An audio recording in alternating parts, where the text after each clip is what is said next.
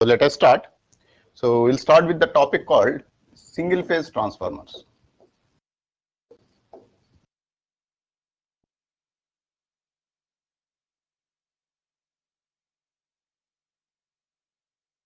So single phase transformer. So in this actually first we need to understand what is your transformer and what are all the different kinds of transformers that are available and what are the applications of these transformers. So why do we need to learn all these things? Actually, that's what is the essence of this topic, right? So first of all, actually, what is a transformer? So a transformer actually which will transform the voltage from one level to another level. So that's what is called as a transformer. So it transforms the voltage from one level to another level. But the law of conservation of energy still holds good, because we need to talk about that law of conservation of energy. Why? Because the power is a product of voltage into current. So the power is a product of voltage into current. Now when you are transforming the voltage, suppose if you raise the voltage from 10 volts to 100 volts, then actually you cannot think that actually the power is raised by 10 times, right? It won't be that way, because the law of conservation of energy still assures that the same power is getting transformed. That means, suppose if you take this V1 I1 is getting transformed to V2, voltage became V2, then obviously it is expected that actually the current has to be reduced by the same factor. That means if it is raised by n times, it is divided by n time. So this is the fundamental difference, because in the Ohm's law actually we know that actually V is directly proportional to I. So this is the Ohm's law. That means if the voltage is raised, then actually the current is also raised. If the voltage is reduced, then the current is also reduced. But this happens actually in the linear circuit. But in the case of the transformer, it is the counter way. If the voltage is raised by n times, the current is raised, so decreased by n times. So this is the fundamental difficulty that you have to notice in the case of the transformers, because the same power is getting transformed from this level to this level because of the law of conservation of energy. So this is very, very important.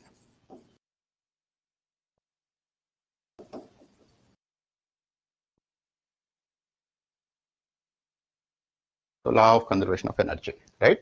So this transformer, so what is a transformer? It transforms actually the voltage level from one level to another level. Automatically actually this reduces the current value from the same level to the, so this is actually, it is increased by n times, it is decreased by n times. So that is the only thing actually it's going to happen. Now why do we need this transformer at all? So why do we need to raise the voltage or actually decrease the voltage? That depends on the application. There are many applications actually where we wanted this voltage to be raised or actually this voltage to be reduced, right? So some of the applications are, suppose actually if you take the cell phone charging. So cell phone charger actually we connect with 250 volts, but actually the battery actually which is there in the cell phone can withstand only 5 volts. But we have connected to 250 volts. In that case, actually, you need to reduce the voltage from 250 volts to 5 volts first, and then actually convert from AC to DC, and then actually that will be given as a charging cable, right? So that's what actually is going to happen. That means actually you are going to have a transformer which reduces the voltage from the 230 volts to the 5 volts. So that is what we call as the step down transformer. And there are cases actually where we need to increase the voltage. Suppose if you take in the transforming the energy from one location to another location, that is in the transmission lines, where actually we need to increase the power, increase the voltage. So usually the generator actually will generate the voltage of 13.7 kV or 13.2 kV. So 13,200 volts actually is the generated voltage in any of the alternators usually. And that voltage actually is raised to 440 kV or 220 kV depending upon the requirement. And then actually that is getting transmitted from one location to another location. So there actually we are raising the voltage from low level to the higher level voltage. Hence actually there is a need of the transformer. Obviously the capacity of the transformer needs to be decided by two different values. One is the voltage of the, so the voltage that is connected across the transformer. The voltage is important because actually the insulation capacity needs to be designed based on the voltage that is there. So because the insulation actually it will be broken down in case if you increase the voltage to a higher level. That means the insulation requirement is dependent on the voltage rating of that particular machine. So this is one important factor. Another important factor for the transformer is the power capacity. So the power capacity, which is a product of the voltage into current. Now the power capacity so implies that the transformer inherently actually generates the heat because there is a huge amount of the current that is passing through it. Hence actually I square R losses are going to be there. And that I square R losses actually will be generating the heat, and that heat actually will try to boil the oil nearby, or actually will try to spoil this entire copper cable. So that is the reason actually we need to have some kind of coolant oil, so that actually it is reducing that heat continuously. So cooling itself is a separate topic actually in the case of the transformers, because we need to be continuously cooling because of the huge power that is getting transmitted from one location to another location. There actually the amount of heat generated is very, very high. So these are the two important factors actually that we need to be considering in the case of the transformers. Now actually we need to understand what are all the different kinds of transformers. So we got to know that actually what is the applications of the transformers and what are the different kinds of transformers. So there are actually usually there are three different kinds of transformers we do study. One is the single phase transformers. So single phase transformers.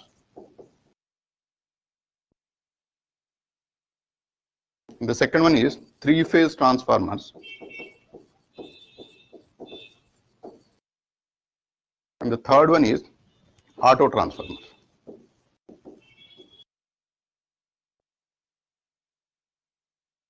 So this is auto transformers. So these are the three different kinds of transformers actually, that's what we are going to study. In the case of the single phase transformers actually, so this is input is single phase and output is also single phase. And so in the case of the three phase actually, so input is three phase and output is also three phase, right? In the case of the auto transformers, so this is applicable actually only in the case of the single phase transformers. So single phase transformer, but the winding is shared.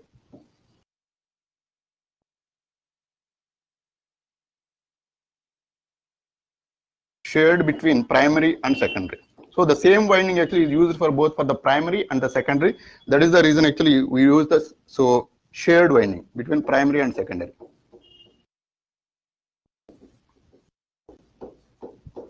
So these are the three different types of transformers actually, that's what we are going to use it. And there is actually one special case actually, there is something called the Scott connection, so which works for the two phase transformers. So there is special transformers, we can call that. So special transformers. If it's required, then I will teach, otherwise I will ignore this. So special transformers. So this special transformers actually usually the Scott connection. So a three-phase winding transformer actually is used for the two-phase. So with some kind of connections that are going to be there. So this actually is a special case which we usually study, right? Now actually today's topic of discussion is the single-phase transformers. So what is a single-phase transformer is? The input is single-phase and the output is also single-phase. First of all, we need to understand how the transformer will look like. So outside actually, if you notice on the every street actually you will find one or the other transformers. So the transformer, if you notice, so there is a big box over there, and in the box actually there are three wires actually that are going into the transformer, and there are three wires that are coming out of that particular transformer. But that is a three-phase transformer. Sometimes actually four wires will come out actually with the neutral as well, and that is a three-phase transformer. So three-phase transformers actually we do have the combinations like the star delta, delta star, star star, or delta delta. All such kind of combinations actually we are going to get it in the case of the three-phase transformers. But in the single-phase transformers, these transformers usually used in the case of the electronic equipment where you wanted to reduce the voltage from higher level to the lower level. That time actually we'll be using this single phase transformers. Most of the times actually for the electronic requirement, or actually in the household purpose actually whenever we wanted to use the mixie or actually jar, all those things actually are built with this transformer sometimes if it is required for voltage regulation and all, right? Now this transformer actually will be having two different windings. So there is an iron core like this, and this iron core is connected with winding like this. So this is simply copper wire, nothing more than that.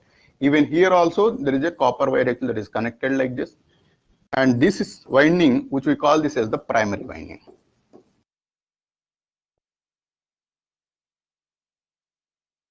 And this is the secondary winding.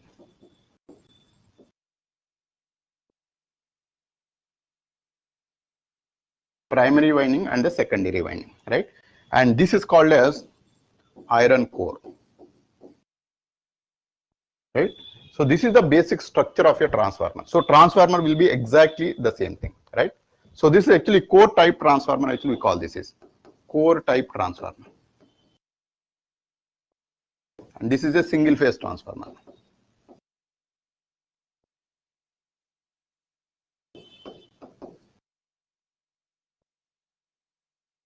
So there is actually another type of transformer construction, but the working principle is exactly the same.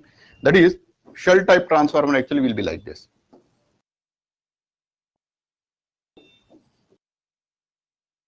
The winding is actually located here.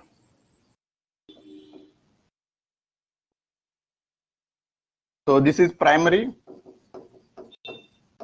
and this is secondary. So both the windings are actually placed on the same core. So this is actually shell type transformer.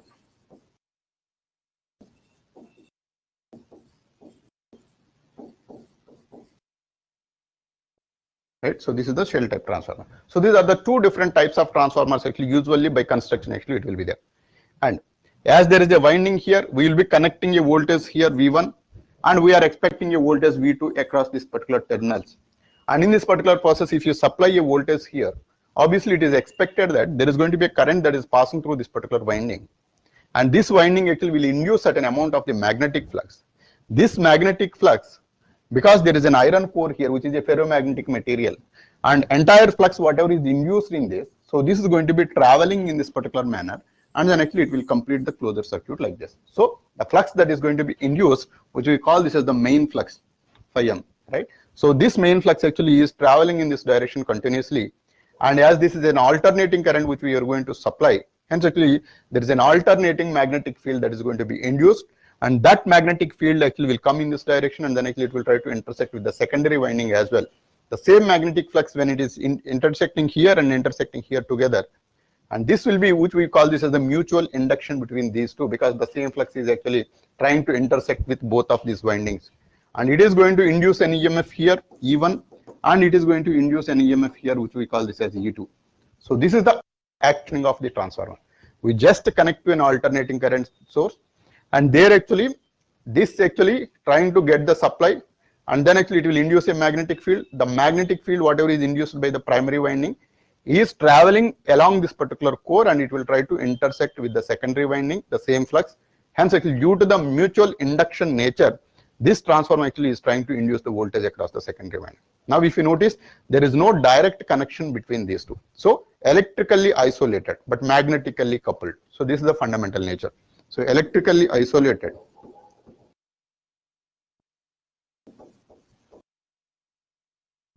and magnetically coupled.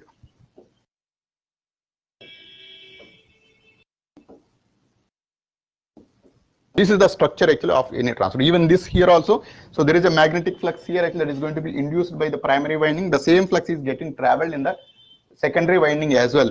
And in this particular way, actually, the way we construct in this particular manner, why we do is actually this ferromagnetic material, whatever the flux that is going to be traveling along this, actually, if you offer least reluctance, so reluctance actually it's a kind of resistance. So usually whenever there is a current that is passing through any of the wire, we do expect certain amount of the resistance which will obstruct the flow of the electrons there.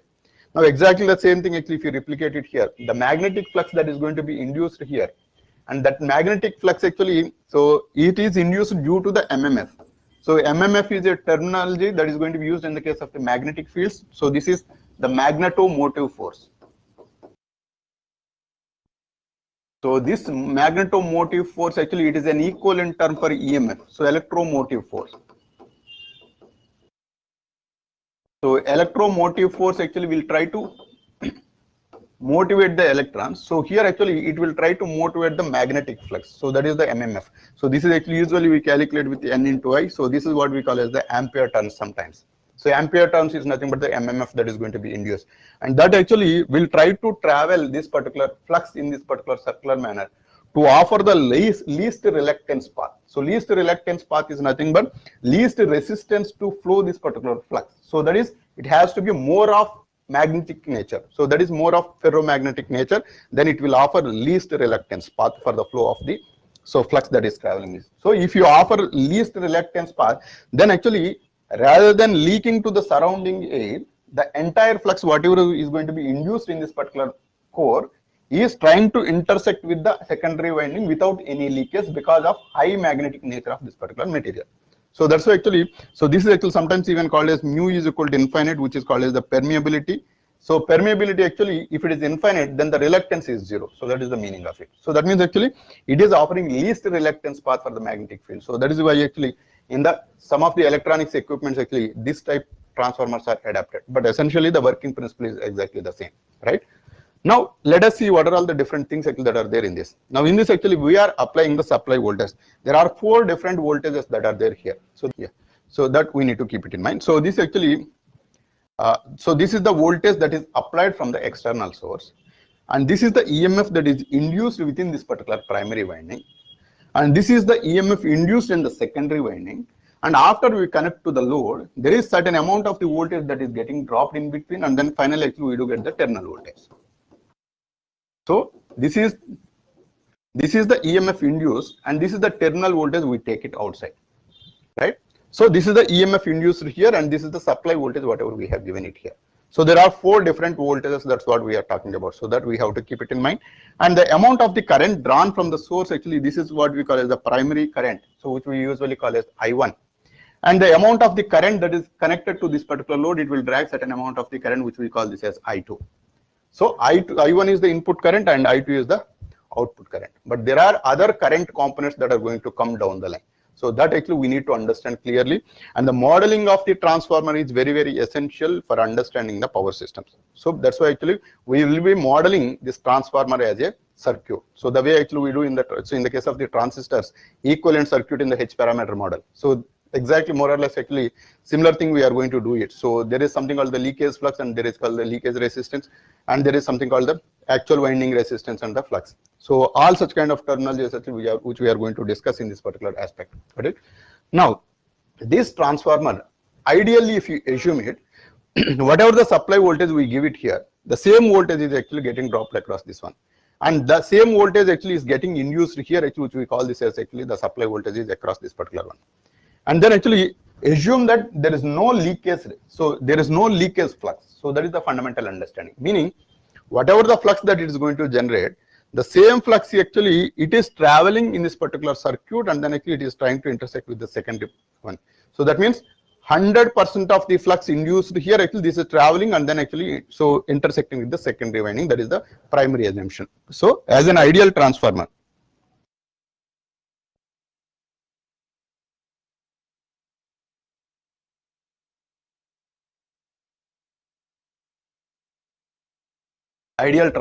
so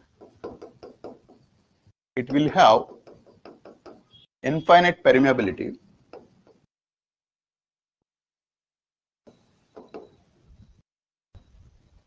%% of the flux induced in the primary will intersect with the secondary, right? With the secondary. So this is the ideal transformer characteristic. And then actually, so this one, if you try to identify the EMF equation or the EMF induced, so usually we connect with this particular one.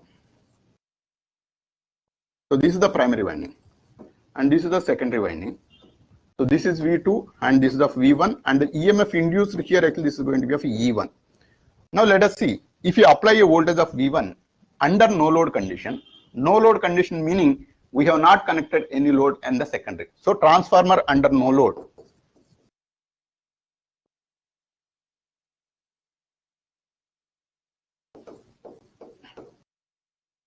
So there won't be any load connected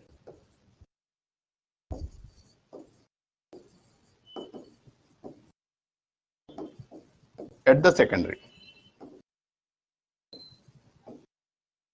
There won't be any load connected at the secondary. So because this is deviated from the earlier ones.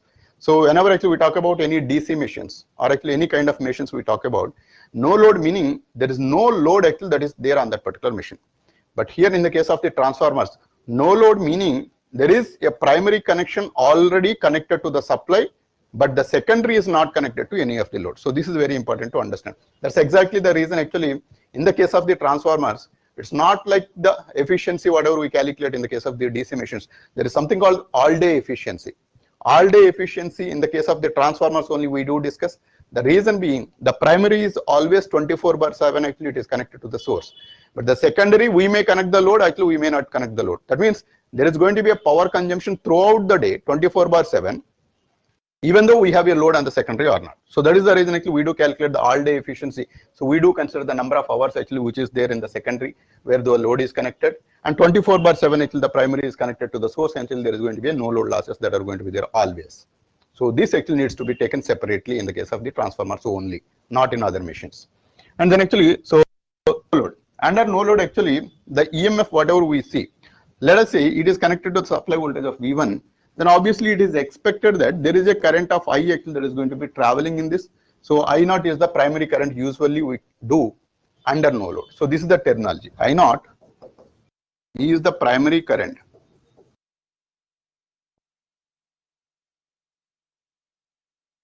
under no load. So this is the terminology we use. And E1 is the EMF induced in the primary due to the flux.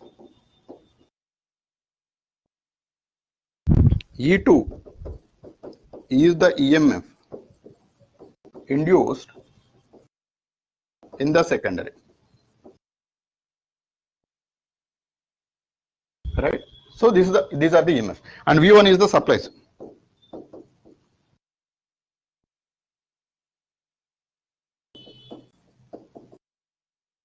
Right? So this is the supply voltage. Now let us say when you connect to the source, you are giving a current of I naught to this particular primary circuit, and this causes, obviously there is a alternating current that is passing through this particular network. Hence actually there is going to be a flux that is going to be induced. So due to the flow of the current,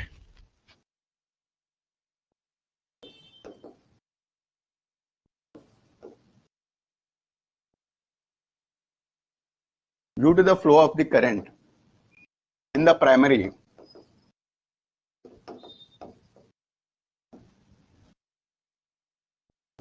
there will be a flux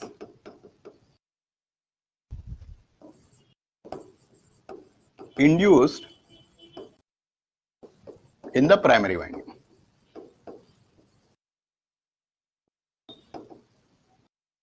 Now see this. So it is very important to understand the vector diagram of the transformer. Now for understanding the vector diagram, actually we need to have each and every aspect understanding in this. Now see this, actually we are giving a voltage of V1.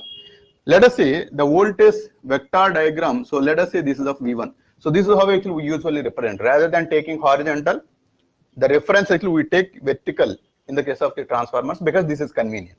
So there is no other reason. You can take horizontal also, but this is convenient. That is the reason actually we do take it up. So usually the primary voltage whatever we have given, so this value, so this actually is usually represented with a vertical line here, and this is of V1.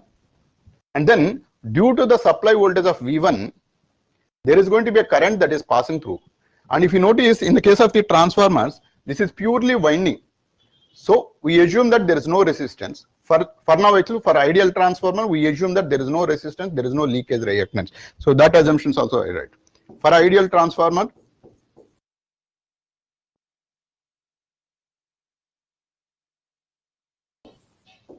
there is no winding resistance.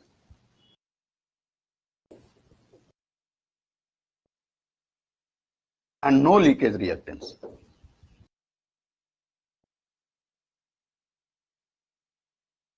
Right? So I will expand this term of the leakage reactance. The leakage reactance is whatever the flux that is induced here, actually this is going and intersecting with the secondary one.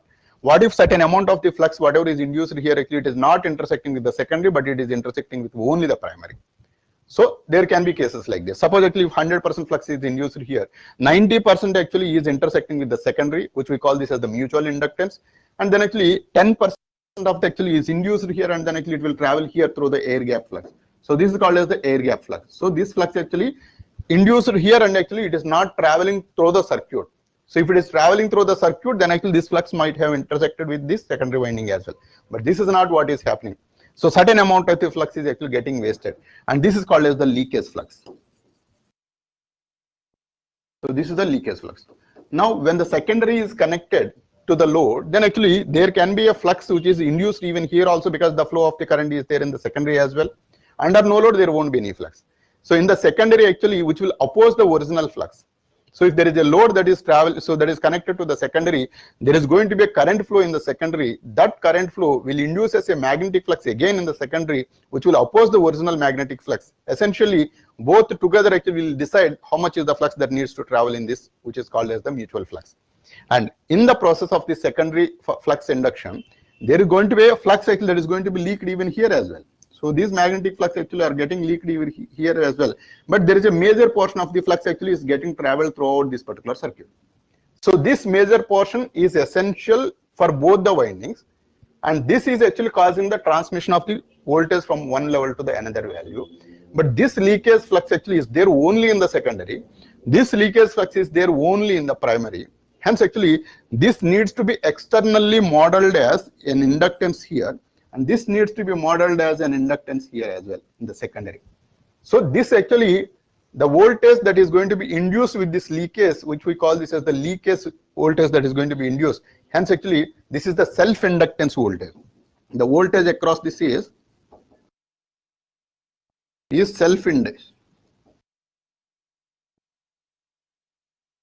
Right? So this is the self-induced voltage. Even this also self-induced voltage. But the mutual induced voltage is nothing but the transfer from the primary to the secondary. Hence actually this flux actually, which is the leakage flux, is intersecting with only the primary, and this leakage flux which is intersecting with only the secondary. Hence actually this needs to be modeled as a separate inductor like a resistance. So separate inductor actually we need to model for both primary and the secondary. Now for ideal case actually there is no leakage reactance, hence actually this L is going to be of 0 for ideal case. So practically these two will be there. First, we are considering only the ideal, assuming that 100% of the flux is actually intersecting, assuming that this L is going to be of 0. So in both the cases, right? Now, so now actually there is a voltage actually that is drawn here. Now, if there is a voltage that is connected to any of the ideal inductor, so it is simply like an inductor connected like this. So from the circuit point of view, if you try to analyze it, so this is how actually it is connected, and this V is equal to Vm sin omega t. So this is what actually we usually give it. Now V is equal to Vm sin omega t. If you give it, there is going to be a current actually that is traveling in this, and this current actually is going to be given as, so in this particular circuit this is being purely inductor. Hence actually the current that is drawn from this particular supply source will always lag the voltage by 90 degrees. So this is the primary voltage whatever we have given, and this is how actually I have drawn the line. And the current that is traveling in this, so this is actually exactly 90 degrees like this. So this is I0. So usually actually under no load condition, assuming that there is no power loss in the circuit, hence actually this is usually called as the magnetizing current I mu. So this I0 value whatever we say, so this is actually purely to induce the magnetic flux here.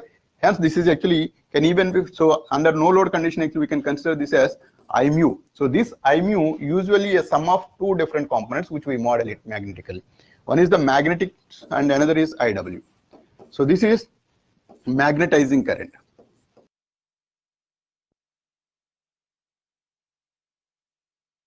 And this is power consumption current.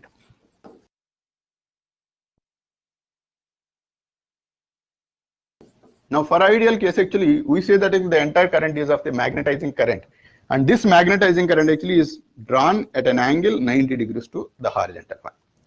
Now if there is a magnetic current that is passing through, this magnetizing current actually will induce the magnetic flux. So the magnetic flux that is induced by this actually phi is equal to phi m into sin omega t, right? So phi m into sin omega t, and that is actually depending upon the current actually I mu. So this I mu actually I is equal to I0 into sin omega t.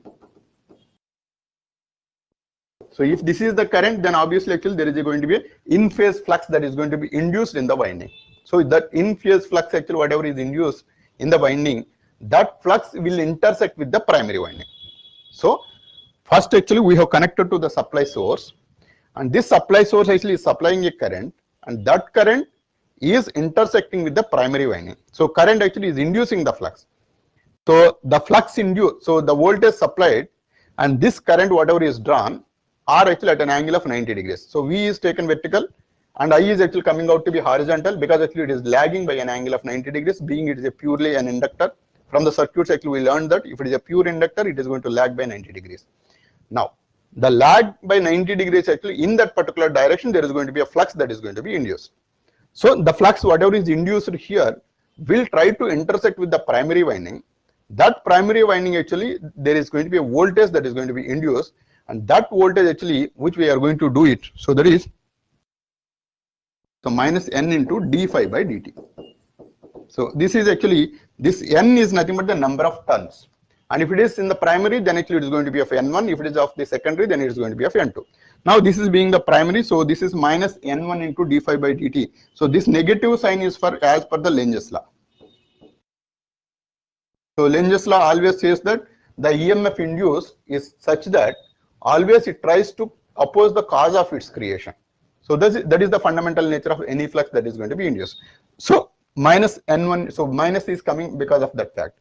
And N1 is the number of turns where the flux is intersecting it. And phi is the flux that is going to be induced by the current which is coming from the supply source.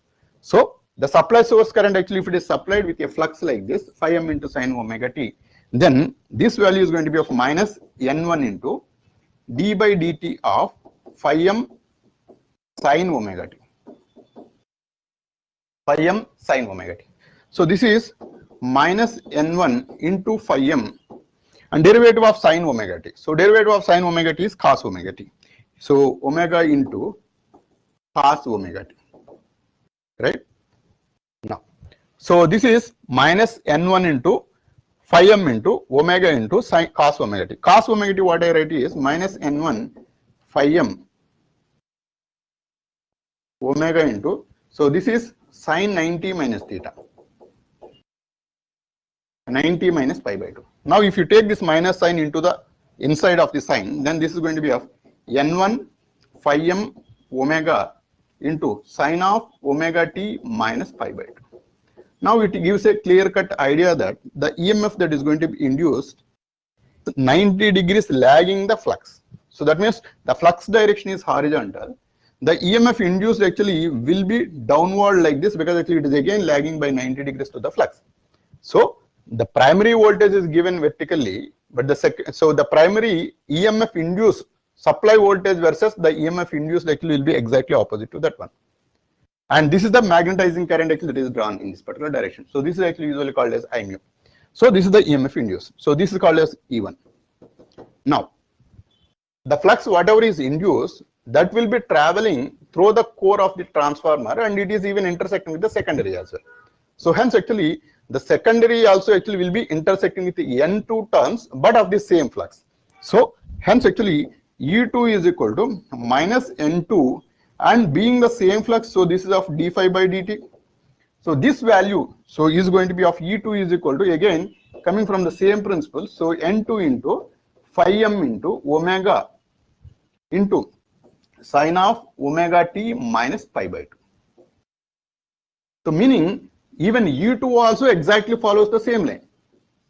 So this is of E2. So that means E1 and E2, which are nothing but the induced voltages in the primary and secondary, will be exactly on the same line, which is exactly opposite to the primary voltage of V1, which is connected to the supply.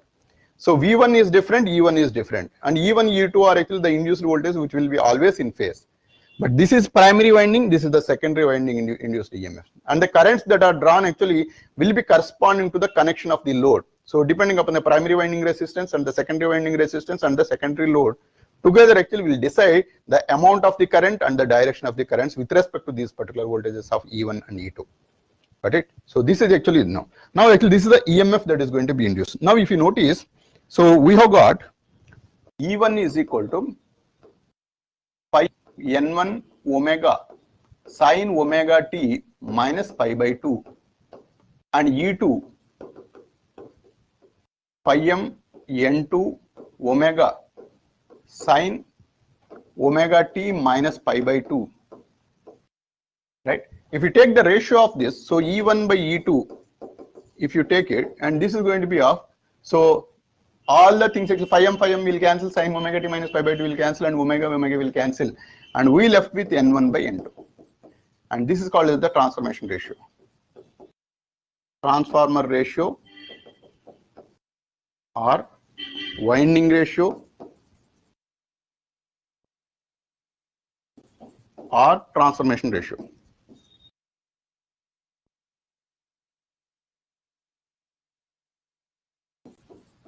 Or transformation ratio, right? So this is the transformation ratio. Now, so this is how actually we connect. That means actually, so maybe in the earlier standards actually at 10th class level actually we do study even the transformer as well. But in the transformer when we study, what we do is actually we always take the ratio between the primary voltage and the secondary voltage. But those voltages, whatever we consider there actually the supply voltage and the output voltage taken. It's not the EMFs that are going to be induced. But ideally, you should consider only the induced EMFs, not the voltages. That is actually, we should not consider actually V2 by V1 by V2. So this shouldn't be considered. Instead, actually E1 by E2 we should consider. But at earlier standards, actually we learn only these things. So, but if you neglect all the resistances, then actually E1 will be equal to V1 and E2 is equal to V2. So with that assumption, actually we do study there. But here actually we need to go deeper into that. So when we go deeper into that, it is the ratio between the induced EMFs. And the amount of the EMF also actually we can calculate.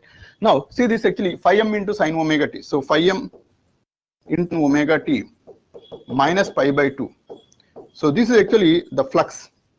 And this flux actually, if you try to consider this as the RMS value, so RMS value will be Im by phi m by root 2. So this is the RMS value. Right? RMS value, if you consider it, then entire thing actually, the EMF is going to be of E is equal to, so phi m sine omega t minus pi by 2 can be replaced with phi m by root 2, where phi m is the maximum flux.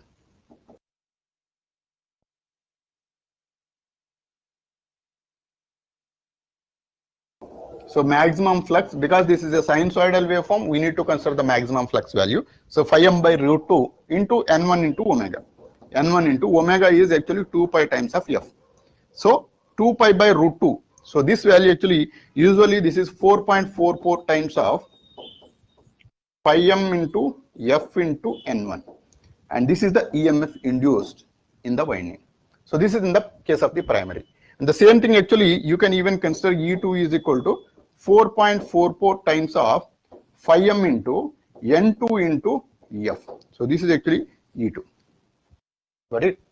Now in this particular case, if you notice, the frequency is exactly the same. So, and if you notice, E2 by N2 is equal to E2 by N2, and this value is 4.44 into phi m into f. This part actually entirely it's a constant, right? So 4.44 into phi m into f. Phi m is the maximum flux, and that is same in both the windings, and f is the frequency which is same in both the windings, and then 4.44 is a constant. That means this ratio of E2 by N2, or if you take the ratio of E1 by N1, even this one also 4.44 times of phi m f. So these two are actually one and the same. And this term actually whatever we are going to use in this particular case, E2 by N2 or E1 by N1, that is the EMF induced per turn. So turn means actually one closed ring, right? So per turn, whatever the voltage induced in both the cases actually is exactly the same. Now this gives the idea how we can raise the voltage or we can reduce the voltage. Now, if you connect to the supply voltage, this gives you a clear-cut information that whether it is the primary winding or the secondary winding, the EMF induced per turn is constant. Then you can divide. That is, suppose if you connect to this particular voltage,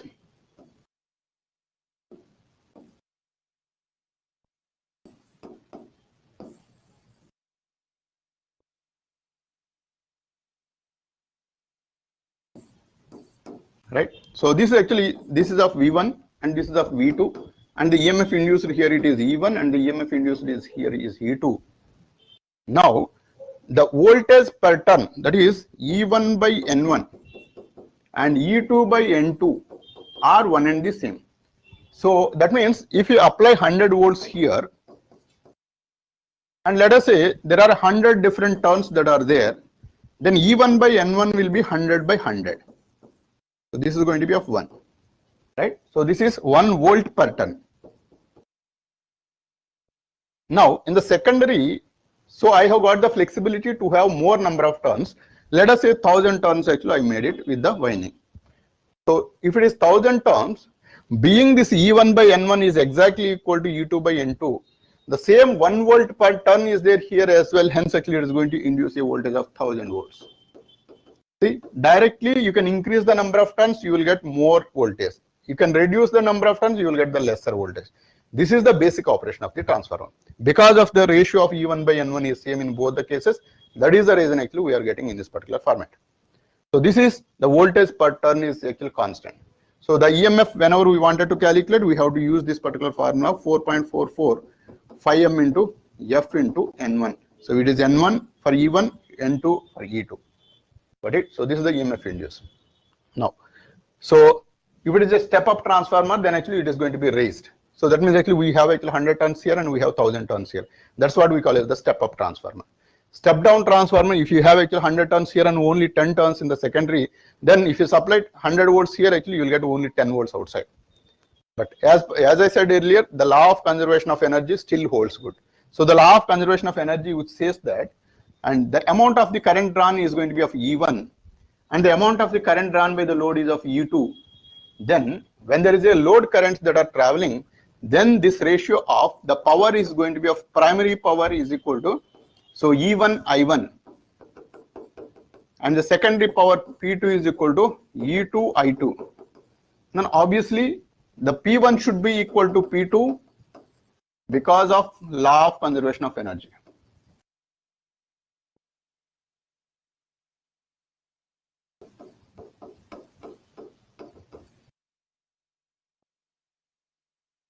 Right, law of conservation of energy. So this actually, if it is equal, then E1 I1 is equal to E2 I2. Then E1 by E2 is equal to I2 by I1. Right, and E1 by E2 actually we just calculated that this is going to be equal to N2. So this is the governing principle of the transformer.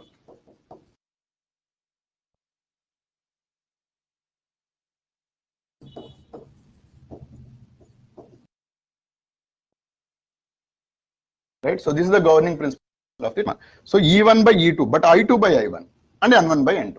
So E and N actually it follows, but exactly opposite thing actually it is going to happen at I2 and I1. Got it? Any questions on this? Right? Okay.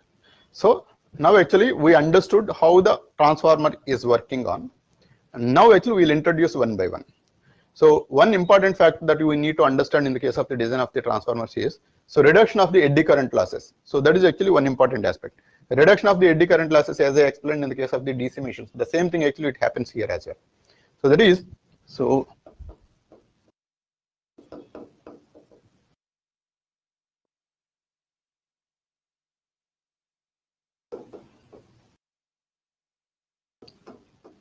by laminating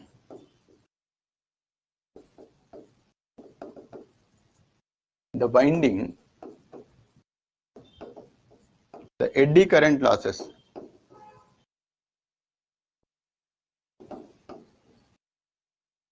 are reduced. So as I said earlier, if there is an EMF that is going to be induced, that will be induced even in the iron core as well. So that is a ferromagnetic material. So the ferromagnetic material actually is having the conducting nature there. Hence actually the EMF induced there, that is going to create the current that is to be passing through the iron parts as well.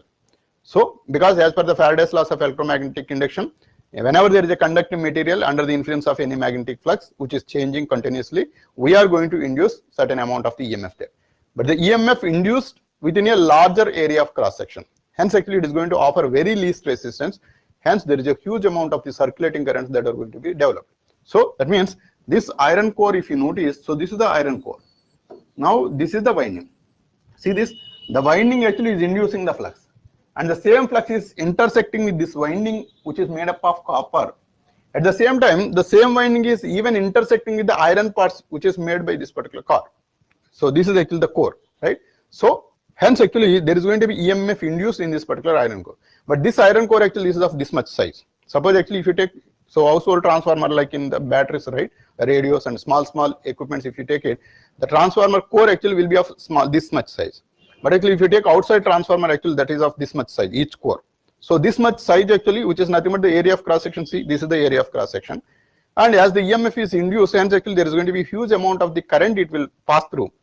The reason being huge amount of the current is least resistance. So that is 0.01 ohms it offers. Let us say, even if it induces 5 volts also, it circulates 1000 amperes, right? So even, sorry, 500 amperes. So that means actually 5 volts induction of the voltage itself will cause a current to pass through around 500 amperes. Again, I square R loss is going to be of more. So that value actually we need to reduce. For that actually it is going to be laminated. So laminated meaning there are two different types of laminations we do. Lamination meaning cutting into the slices. So that is the meaning of the lamination. So this entire core whatever is there, we do construct a L-shaped lamination like this. So this is how actually a laminated iron part will be generated. And the thickness is actually usually 1 mm thickness will be there. So the thickness of this is 1 mm. So the length actually, so this core length actually, so like this, till this particular point, this L shape is actually made like this. And there is one more L shape actually which is made like this, and then actually these two are connected like this.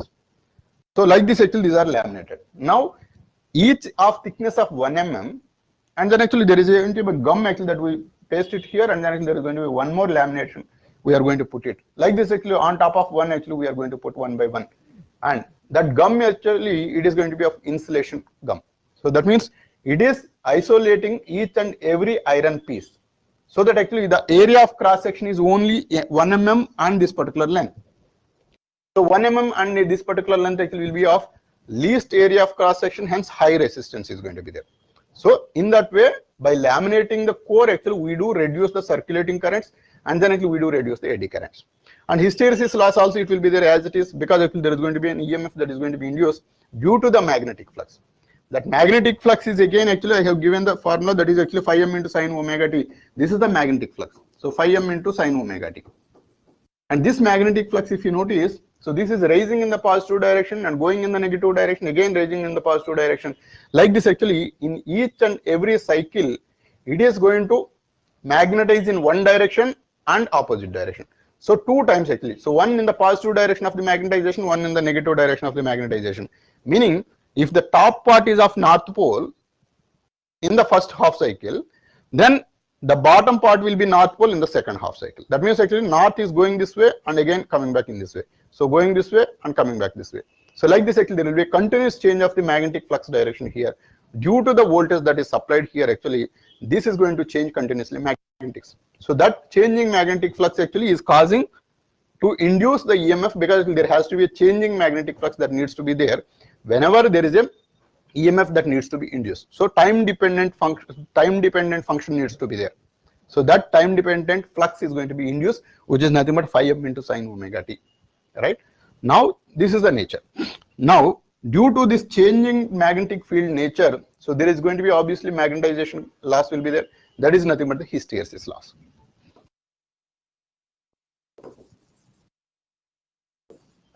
Hysteresis loss. So this can be reduced only by better magnetic circuit. So can be reduced by better magnetic material. So why better magnetic material is, there are magnetic dipoles that are there within this, and those magnetic dipoles actually will try to orient in one direction and in the opposite direction. For that actually, if it is requiring the lesser amount of energy, then the energy consumption is going to be of less. So because of that reason actually, we need to have a material such that actually it is offering least energy or at least energy consumption to orient from the positive direction to the negative direction of the magnetic dipoles. So that way actually we are going to use that particular material so that actually we can reduce the hysteresis loss and the eddy current loss. So two important losses, that is the hysteresis and eddy current losses. So these are all the constant losses, and these losses will be there always, irrespective of whether there is going to be a secondary current or not. So even if the current is there in the secondary, these losses will be there. Even if there is no current in the secondary, also these losses will be there. Obviously, if these losses are there, then you can expect there is going to be a power consumption which is drawn from the supply source. So that power consumption, there is a current component which we call this as a watt-full component. Watt-full component means that is the responsible part of the power consumption component of the current.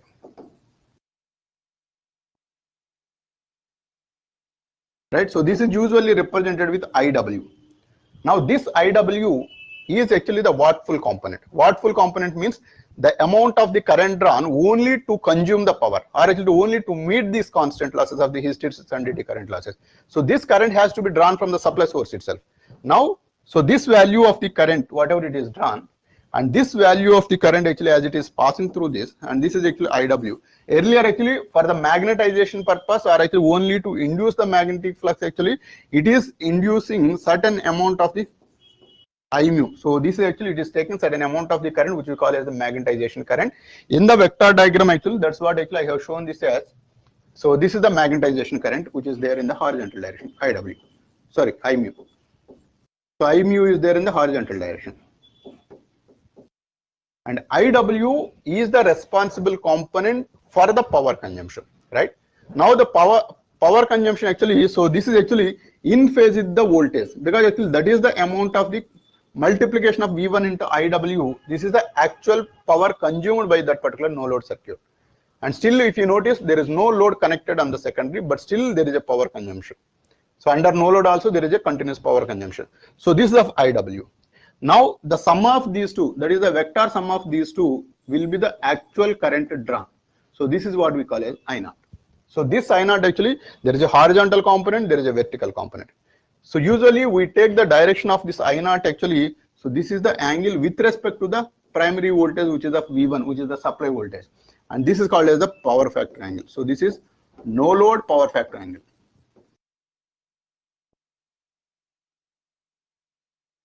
Power factor angle is always the angle between the voltage and the current. Now this is taken as the reference, vertically is taken as the reference. Now with respect to that, there is a current drawn at an angle of phi in the, so of magnitude of I naught. Now if you divide this I naught into two different components, horizontal component and vertical component, usually the terminology is horizontal component will be the angle component. So this component is called as the horizontal component, and the vertical component is this particular one. So this is I mu is equal to I naught sine omega t, right? Sorry, I naught sine phi, and this is IW is I naught cos phi. And this is responsible power consumption, responsible for power consumption, right? So this is responsible power magnetization.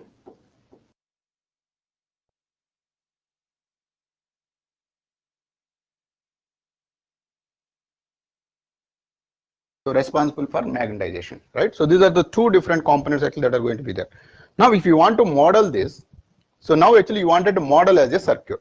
The transformer, if we wanted to model as a circuit, under no load also it has to draw an amount of the current for the magnetization and even for the wattful component of the power under no load. But the actual current is drawn when there is a load in the secondary. So that is differently taken care. Now if you put into the circuit format, the transformer actually, what we do is, so this is the transformer, and this is called as the primary winding. Sorry, this is called as the ideal transformer. So this portion actually we call this as the ideal transformer. So ideal transformer actually under no load actually it is operated. Now here what we do is actually we add two different components, one resistance, one inductance like this. The amount of the current drawn, so this is what we call this as I naught, and this I naught is divided into two components. This is of IW and this is of I mu. And if you notice, the angle between them IW and I mu is of 90 degrees, and the angle between IW and I naught is the power factor angle. And this amount is going to be of I naught cos phi, and this is I naught sin phi. I naught cos phi and I naught sin phi. This resistance, whatever is there, this is the responsible component for the constant losses. Losses equivalent resistance. So this is not actually the circuit resistance, that you have to keep it in mind. These are all the new concepts. That's what we are going to learn apart from the circuits or the destinations, whatever we learn.